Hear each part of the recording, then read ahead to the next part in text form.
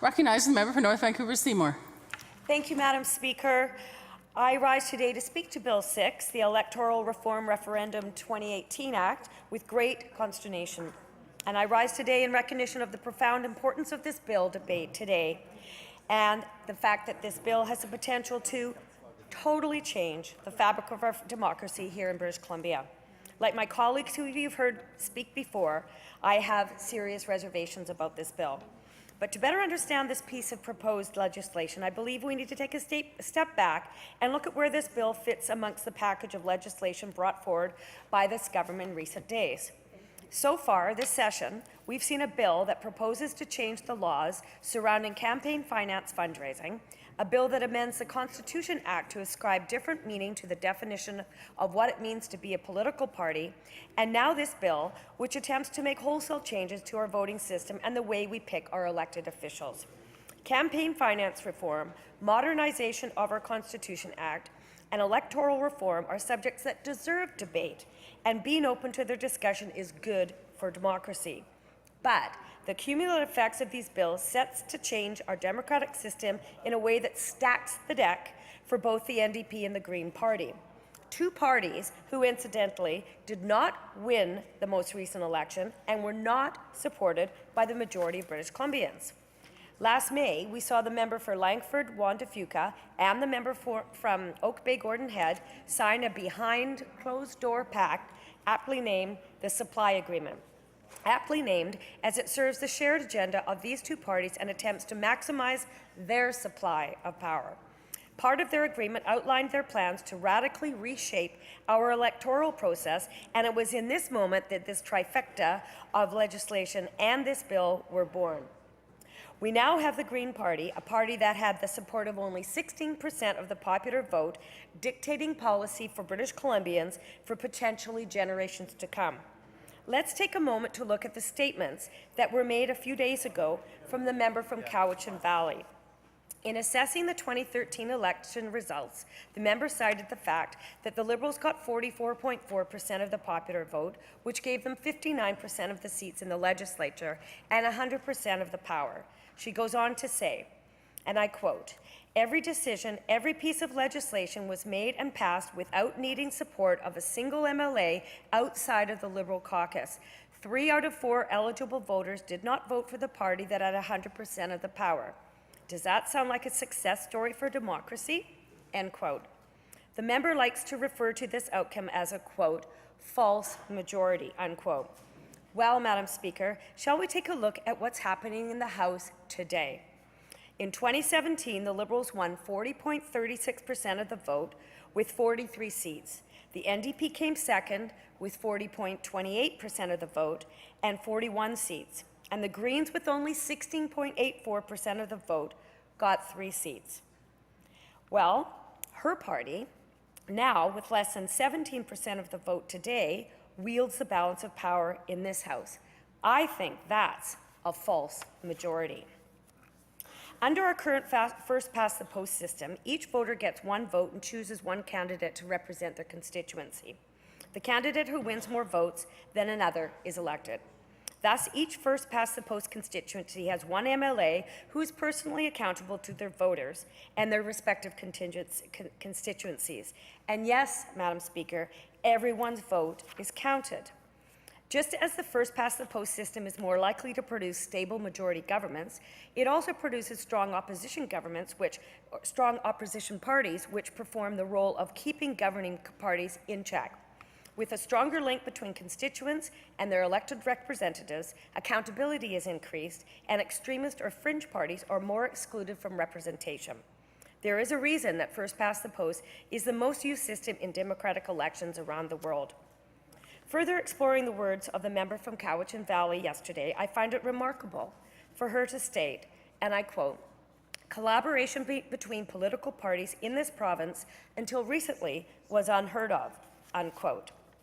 I can appreciate that that member is new to the House, but I'd like to get her caught up to speed with some of the notable pieces of collaboration that happened before she arrived. First one that I'm the most proud of, the Standards of Care for Breeders of Companion Animals Act 2012, a private member's bill that eventually made it into government, that was introduced and passed and supported from all members of the House. Then there was the Human Rights Amendment Act 2016, legislation that was passed in collaboration with a member from the Vancouver West End. And Sexual Violence and Misconduct Policy Act for post-secondary institutions, legislation that was passed with the collaboration of the single member of the Green Party. Plus, I might add, that member also brought forward an issue with regards to high heels being required to be worn in job sites, such that our government at the time adjusted regulations that were changed in an order in council through WorkSafe BC, who met those requirements to eliminate the requirement for high heels in workplaces. Those prove that collaboration does in fact occur amongst all three political parties when there is a majority government, or at least when we were in a majority government. In contrast, since the member from Cowichan Valley was elected in this session, both the Liberals and the Greens have introduced several bills before the House, and how many of them have been called to date, Madam Speaker? None. Is this the spirit of collaboration that the member from Cowichan Valley refers to? I don't see it. Does the member know something about the member from Oak Bay Gordon Head's ride-sharing bill that I don't know? Am I to be hopeful that somehow this government is listening to the majority of this House who supports ride-sharing? I'm not holding my breath. But don't get me wrong, Madam Speaker, I'm not suggesting our democratic institutions should remain static and are not subject to debate. That's why the BC Liberals have already held 2 referendums on proportional representation, once in 2005 and again in 2009. In fact, Madam Speaker, this proposed referendum would be our 3rd referendum on proportional on PR in 13 years. But let's take a look at what's different about this referendum when compared to the other 2 referendums. Prior to the 25 referendum, the process was handed over to the public through the creation of a 161-member panel on electoral reform. The BC Citizens Assembly was created in an effort to determine what kind of improvements needed to be made and how the referendum question would be proposed. British Columbians from all over the province were consulted, and the process was universally lauded for its independence and impartiality.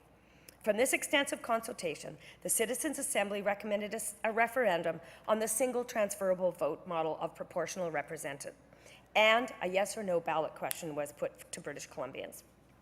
After being put to a vote in 2005 and ultimately failing to meet the threshold requirement, the question was again posed to British Columbians in a 2009 referendum. The government was responsible for promoting public awareness and understanding of the 2 electoral systems, and accordingly provided equal public funds to supporters and detractors of each system. Each side had equal access to $500,000 in public funding, and an equivalent amount funded a neutral public information campaign. And while the first referendum was close, the second time around, STV suffered wholesale defeat, with only 39% voting in favor of the proposed reform. What else can be gleaned from these lengthy, rigorous, and expensive public engagement processes and subsequent reforms other than confirmation that British Columbians have said now twice that they don't want proportional representation? The member from Cowichan Valley went on to say the other day regarding the bill before the House today, and I quote, "The Attorney General has taken on the responsibility for establishing and overseeing this process, one that must be independent of partisan influence. This is a significant undertaking by the Minister, and one that he will have to have on his mind every day as he works through this process and the submissions that highlight the ideas and concerns of people across this province and how our system currently works and how it could work better." Really? Our Attorney General must be independent of partisan influence? Who believes that? Furthermore, the decision-making power will be made by Cabinet. That's 22 members plus a Premier, from the party that had 40.28% of the vote, came second in the election, and is making decisions that will profoundly change the electoral system for 4.7 million people in British Columbia. But perhaps, Madam Speaker, the 161-member panel Citizen Assembly got it wrong, and STP was not the right system of proportional representation that should have been put on the ballot. The Attorney General must certainly feel so. After all, he argues that changes being tabled in this bill are, quote, aim to bring BC's democratic institutions into the 21st century, end quote. Well, Madam Speaker, what exactly is his vision of 21st century democracy? And what other present models currently in place around the world does the Attorney General feel would be better than what is going on right now in British Columbia? And the member from, the previous member, my colleague from Surrey, Cloverdale, did a far better job of going through different models all around the world than I'm going to do right now. I'm just going to talk about Europe. Following the financial crisis of 2008, European voters seemed particularly attracted to the political rhetoric of the extreme right. In fact, far-right leaders and far-right populist parties are today rising in popularity around the world. And just when Europe needed it least, a recent string of confusing and inconclusive elections have eroded political stability throughout the continent. From Spain to Ireland to Slovakia and Portugal, elections across the EU have produced fractured parliaments, improbable and unstable coalitions, weaker, more divided, and more extreme governments. Knowing this, Madam Speaker, I'm curious. Is the Attorney General partial to the system of proportional representation currently in place in the Netherlands, where there has been a proliferation of no fewer than 28 smaller special interest parties and where 13 of them currently sit in Parliament? Perhaps the Attorney General is partial to the system in Belgium, where it took 589 days without government to form a 6-party coalition government. Certainly, the Attorney General can't favor the model in Germany, where just months ago, the far-right anti-immigration party, Alternative for Germany, secured 94 seats in Parliament. Unfortunately for myself and all British Columbians, will have to wait to find out what system or systems are being proposed, as the NDP won't be releasing the ballot question until after the debate of this bill is over.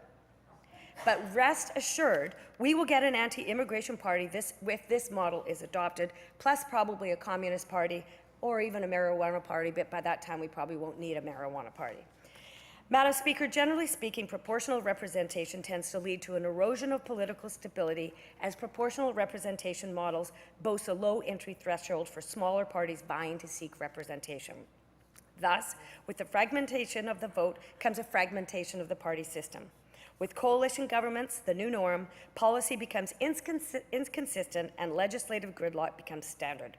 Politicians and their political parties are less accountable to their election platform promises. The Green Party has already said that. Prior to the NDP Green Confidence Supply Agreement, their campaign promises are now irrelevant. Now we are being governed by a coalition that nobody voted for, with an agreement deal that was cooked up in private that also nobody voted for. Furthermore, smaller parties get a disproportionate amount of power, which leads to horse trading between parties during post-election transitionary periods. That sounds familiar. British Columbia should be proud of the strong plurality of religious, regional, and ethnic diversity that exists throughout our province. But when coupled with Bill 5, a bill that is set to lower official party status threshold to just 2 seats, proportional representative has the potential to incentivize marginal extremist parties to enter the political arena. Look no further than the BC election last spring, where the Libertarian Party took 0.4% of the vote, the Christian Heritage Party took 0.17% of the vote, the Vancouver Island Party took 0.03% of the vote, and the Communist Party of BC took 0.04% of the vote. But the single biggest demarcation from the referendum proposed in this bill and referendums of 2005 and 2009 is the lack of transparency in the public engagement process. Gone is the report from the Independent Citizens Assembly. Instead, the Greens and the NDP say the government will ultimately determine the outcome after they hold non-binding public consultations on a new system of proportional representation. Under the guise of public engagement, the NDP has stated, quote, public engagement is expected to place significant measures on education through social media and online, as well as a dedicated website where British Columbians can join the discussion and provide their feedback and options, end quote. As for the specifics of the engagement process, the NDP says, quote, it'll be announced in the coming weeks in a formal launch. Again, what are we voting for here? If the ambiguity wasn't enough to give you pause, also gone is the impartiality of government throughout the engagement process. In both the NDP election platform and again in the September throne speech, the NDP stated they will actively campaign in favor of proportional representation. Well, I will be actively campaigning against it. And with that in mind, it only takes sense that they'd engineer the referendum to greater improve their chances of success. It truly lowers the bar.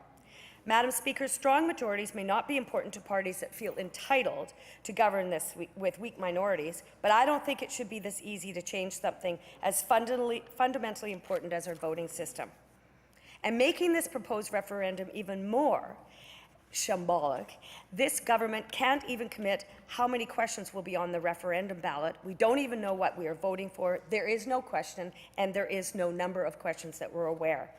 Despite assurances from the now Premier back in May that the referendum question would be a binary yes or no option, that assertion has now been proven to be nothing more than another broken promise.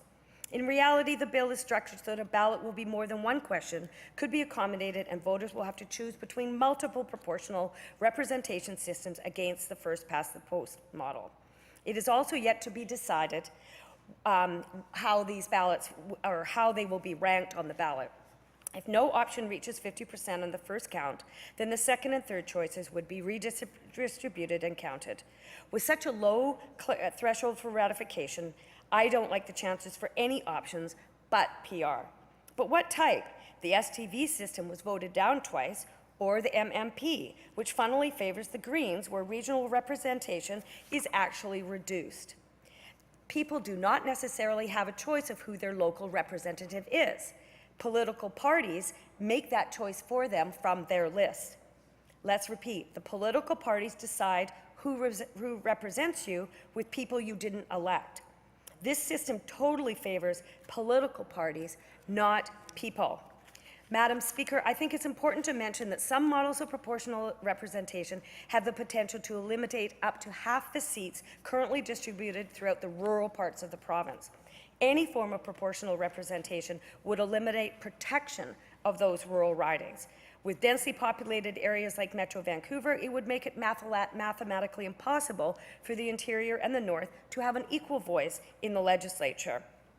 But before I wrap up, Madam Speaker, I'd like to just go over some of the items that the member from Oak Bay brought up. He went through yesterday a list of many BC Liberals that had commented about their opinions about PR. And I'll just quote right here. The member for Kamloops South Thompson, seeking leadership here for the BC Liberals, had this to say: "We are committed to enabling a third referendum with a clear question and an absolute protection for rural representation." And then the member from Oak Bay says, "I look forward to him voting in support of this bill as well." I don't know how he gets that connection. Just because we may agree that the electoral reform may be required, that doesn't mean we have to support this bill, which doesn't even list the ballot question, let alone what voting system we would be voting for. That's just dumb. And then the other point that I'd like to make out is, and I quote the member from Oak Bay again, "You know, the reason why this is happening is government recognizes that a referendum on electoral reform can't be based on what politicians want, but rather what British Columbians want." Well, that's wrong again, Madam Speaker, because instead of the Citizens' Assembly, which was devoid of politicians and took 5 years to come to fruition and offer 2 referendums in 2005 and 2009, now in this bill, we are relying on the Attorney General, one politician, and cabinet of 22 individuals, and your secretariat, I would assume, and the NDP members and the Greens will therefore make the decision for the almost 5 million people in British Columbia. As I wrap up my comments then, Madam Speaker, on this bill, I'd like to reinforce my strong objections to not only the content of the bill, but the spirit of it. to radically change our electoral system because of the NTB's capitulation to the backroom demands of the Green Party strikes me as a rotten deal for British Columbians. Should this bill pass, and should British Columbians be forced into a referendum, I feel we are destined for weaker governments, more frequent elections, and a politically splintered legislature. In other words, not much will get done. In closing, I'd like to finish with the words of my constituent, Keith, who has written to me extensively on this subject of proportional representation, and I might add, did not vote for me, he voted for the NDP. And I quote, this is what he said: I would like to try and understand why the NDP think proportional representation is a better system. I have talked to many people, and I've never heard a reasonable argument for it or against the current system of regional representation. Proportional representation should not come at the cost of proportionate representation. And he continues on and says, I hope it is clear why a system with regional representation is the preferable one to the one defined on partisan lines, i.e. proportional representation. We currently have a nonpartisan system and the parties are doing well. A local representative is intended to have more expertise on the matters being decided and to understand the will of the riding, which I assume all of us are doing on behalf of our constituents. I certainly am doing for my constituency of North Vancouver Seymour. Do we want regional representation, or rather fairness to political parties and political lists? Do we want to choose our local representative, or do we want political parties to do that for us? In my opinion, Madam Speaker, proportional representation is fairness for political parties, not people, not you, and not us. Thank you, Madam Speaker.